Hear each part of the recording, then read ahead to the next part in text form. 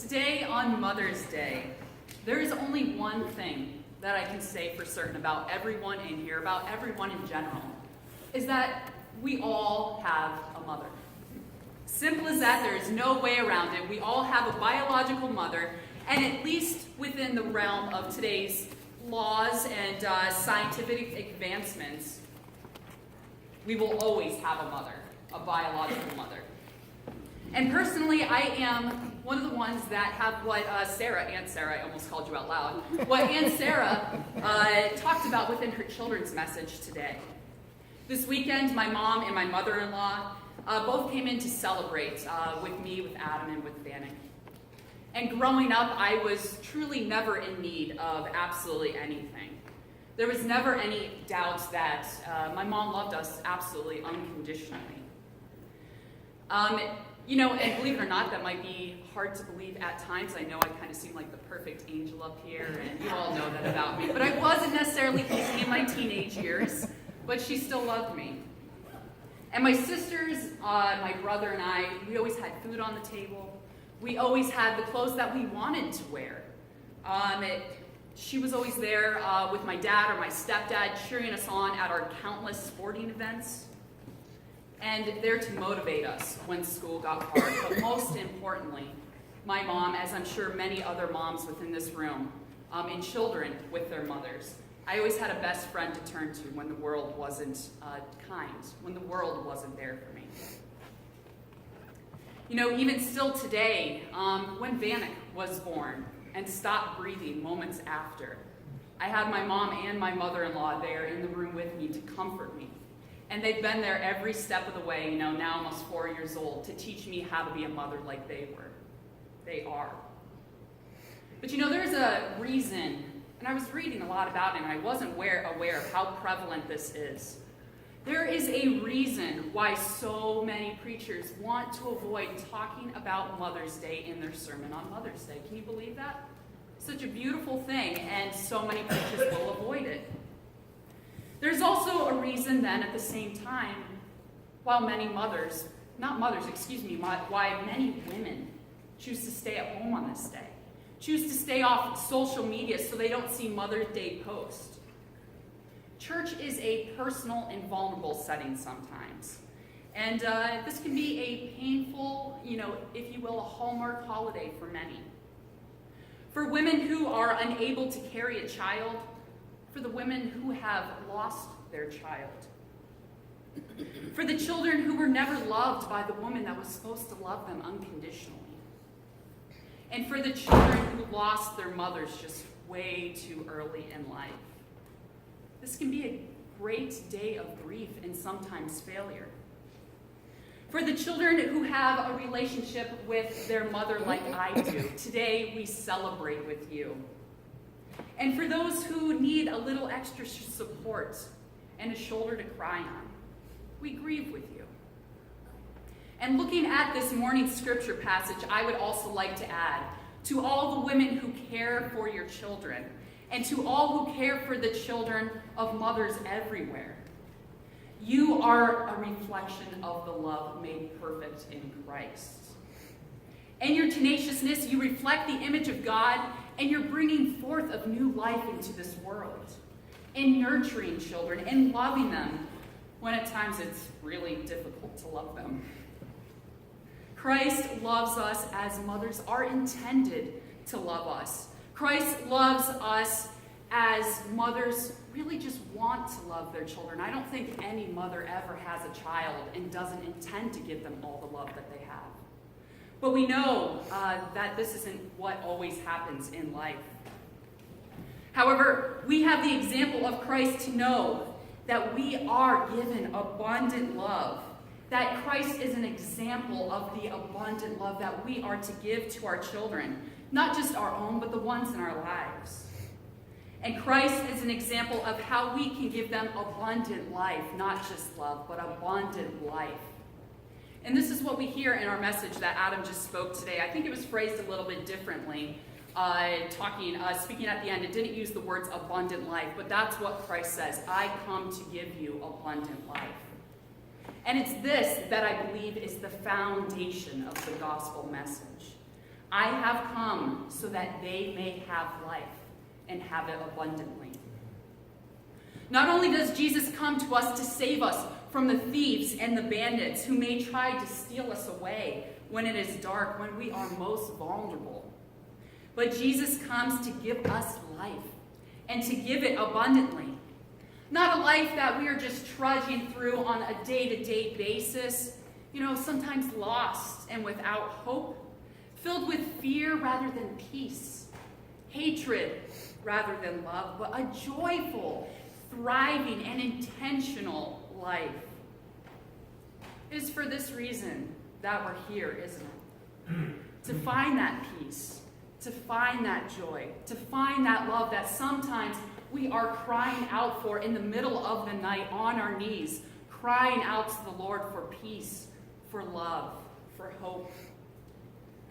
I'm not necessarily talking about coming here specifically to Broad Street to find these things, but I'm talking about coming here to find the gateway that we talked about in our gospel message. I'm talking about Jesus, who has come to us so we no longer have to be burdened and weary while searching for life. And it's interesting how the biblical authors really line stuff up within their books that they have written, within their letters that they have written. This passage that we just read in chapter 10 of John follows in chapter 9 a story that lays out like this. Jesus is walking along with his disciples, and on the side of the road they see a homeless man, a beggar, and he's blind. And so the disciples say to Jesus, obviously these aren't the exact words, but the disciples say to Jesus, "Hey Jesus, what did this guy do in his life? How did he sin in order to be blind? What caused this? Was it his parents, or was it him that sinned?" And Jesus responded like Jesus sometimes does to his disciples, like he's talking to little children. "You guys are way off. He is not blind because he or his parents sinned. He is blind so that a miracle of God can be worked through him and so that you can believe." And with that, at that moment, Jesus did something beautiful. He knelt to the ground in front of the man, and he spit on the dirt, and he gathered it up into his hands, and he made a little mud cake, and he spread it on the blind man's eyes. And with that moment where the blind man allowed Jesus to come into his life and to touch him, at that, this blind man had unknowingly stepped through a threshold. While sitting there on the side of the road, Jesus came to him and offered for the man to step through the gateway of love, the gateway to abundant life. No longer would this man have to be crawling through the streets in darkness, begging for food, begging for money, just waiting for each day to end so that he could just find a moment of rest. But it was at this moment that the blind man would be able to see, that the blind man would actually be able to live for the very first time in his life. He was freed from the bondages that stole life from him.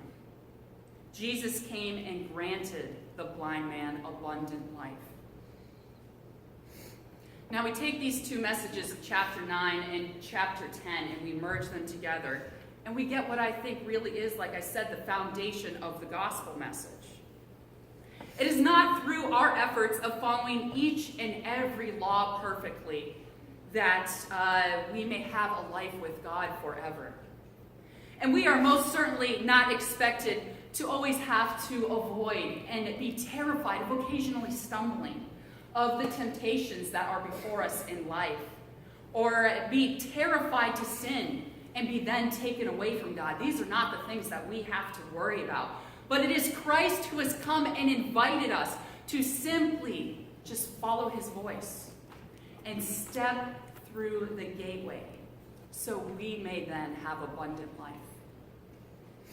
So as we see in this story of the blind man, life to this man meant something that we might take for granted. Life to this man just meant to have sight, to literally be able to see with his own two eyes for the first time. Jesus did not kneel before him, spread mud on his eyes, and say to him, you know, I come to you to bring you life, but not quite yet later. I will give you life later when you die and leave this earth. Then you can have life. No, that's not what Jesus said to this man. But it was at this very moment when Jesus came to him, this man, touched his eyes, that he was then able to live. Life was not a distant promise for the man at that moment. Life was not something of just eternal life in heaven, but life was there and then, in that very moment. He could finally live. By welcoming Jesus into his life, Jesus gave him exactly what he needed to live abundantly.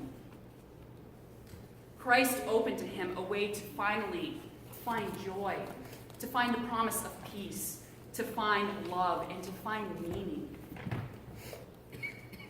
So, while it was sight for this blind man, abundant life means something different to each and every one of us.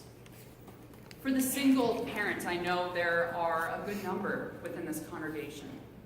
For those single parents, moms or dads out there, abundant life might mean for you just a group of friends or family that come and just say, let me take your kid for the night. Go and rest. Go and get some sleep. Let me take your kid for the night. For a couple unable to pay their bills, abundant life given through Christ might be the grace of the landlord that's saying, you know, let's see what happens over the next month. Stay there. And let's see what you can do over the next month. I give you more time. And for the retired veteran sitting at home lost in his or her own thoughts, it may be a phone call from an old buddy, just there to chat and to share in their stories together. Maybe their grief, maybe their pain, but to do it together. You know, for me, I would say over the past few weeks, abundant life has come. I always embarrass him, and you said this last time.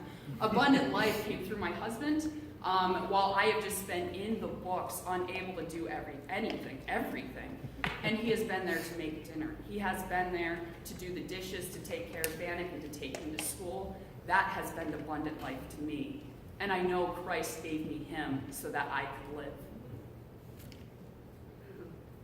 Christ kneels down before all of us, and offers us a way to peace, a way to joy, and a way to have purpose within our lives. And to touch on briefly, these difficult times that I just mentioned with the single mom, with the veteran and everything, these difficult times could be exactly what Christ was talking about when he mentioned within the sheep's pen, the thieves and the bandits coming in. They will try to break in. They will try to steal you away from Christ, from the abundant life that you could have. Like I said, that single parent, rather than turning to friends and family, a gift to them, they might turn to one-night stands to ease that pain that they have. The couple unable to pay their bills might resort to dishonesty or theft. The veteran, a bottle of Jack. These very temptations have a tendency to come into our lives when we are most weak, when we are vulnerable, pretending to be answers, pretending to solve our problems. They are trying to pull us away from Christ. But through the promise of the resurrection that we are currently living in today, Christ has come to save us. There is nothing we have to do other than turn to Christ and listen and let him put his hands out and touch us. This is our gateway. This is our way to love and our way to abundant life. There are no checklists and rules that we have to follow. There is no fear of stumbling anymore. We live in the resurrection. Life is here and now for us. So today, brothers and sisters, we celebrate this life together. The life that we have through our mothers who gave it to us. We thank God for the women who have given to us abundantly, and for Christ who is there to offer everything to us when the world might not be. comment?